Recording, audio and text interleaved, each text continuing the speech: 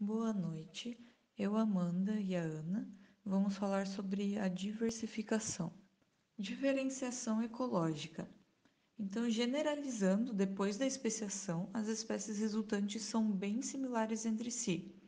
Elas têm mais chance de divergir se elas estiverem em ambientes diferentes, com regimes seletivos diferentes também. As diferenças ecológicas tendem a aumentar a probabilidade da capacidade das espécies de ocupar amplitudes geográficas sobrepostas.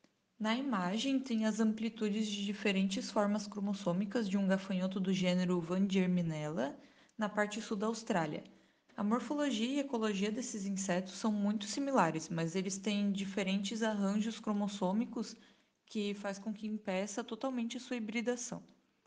As suas distribuições alopráticas ou parapráticas entram em contato, mas não se sobrepõem.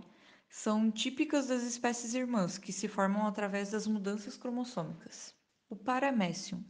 Em 1934, Krause demonstrou com experimentos em laboratório que duas espécies de um gênero de protozoário chamado Paramécium possuíam necessidades iguais de recursos e eles não podiam sobreviver no mesmo ambiente. Então, uma das espécies ficaria em desvantagem e acabaria em extinção. Esse fenômeno foi denominado então de princípio da exclusão competitiva. São espécies muito parecidas em seus nichos que tendem a mostrar distribuições geográficas não sobrepostas. As espécies que coexistem no mesmo habitat possuem uma tendência de diferir substancialmente quanto ao uso dos recursos deles. Talvez o exemplo mais intrigante desse fenômeno seja o das espécies irmãs ou espécies crípticas, espécies geneticamente distintas, mas extremamente similares quanto à sua morfologia e ecologia. As espécies que foram recentemente formadas através de mudanças cromossômicas são alguns exemplos. Mesmo as espécies correlatas, que se originam pela especiação alopátrica e não são similares, podem se excluírem por competição de habitats locais ou em extensas áreas geográficas. Alguns exemplos são algumas espécies de rato-canguru do gênero Dipodomes e as tâmias, que são do gênero Eutâmias. A primeira imagem mostra as amplitudes geográficas não sobrepostas de 5 espécies do rato-canguru no sudoeste da América do Norte, e na segunda tem a representação diagramática das distribuições altitudinais de roedores, em cadeias de montanhas no sudoeste dos Estados Unidos. Os roedores do gênero Dipodomes são semelhantes na ecologia, e o fato de que suas amplitudes frequentemente entram em contato, mas raramente se sobrepõem, sugere que eles limitam suas distribuições através da competição. Sobre as eutâmias, em muitas cadeias, duas espécies estão presentes e as amplitudes se sobrepõem ligeiramente.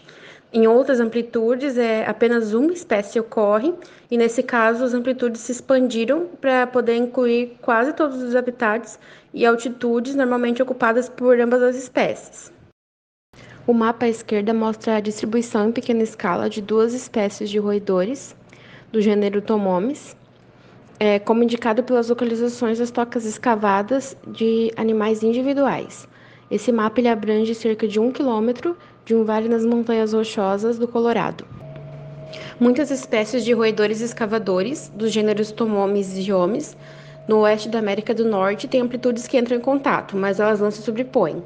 Mesmo que as tocas escavadas estejam afastadas de apenas alguns metros, as espécies permanecem separadas. Existem boas evidências de que esses padrões sejam mantidos pela exclusão competitiva também. Diversos estudos mostram que quando espécies relacionadas podem coexistir na natureza, elas diferem substancialmente no uso dos recursos limitantes. Essas diferenças nos nichos refletem diferenças morfológicas, fisiológicas ou comportamentais. Um bom exemplo desse fenômeno são os tentilhões de Galápagos.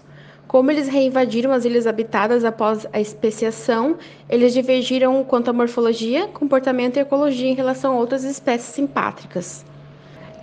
Esse processo é denominado deslocamento de caráter. Ele tem como resultado espécies mais diferentes, onde coexistem do que onde elas vivem alopatricamente.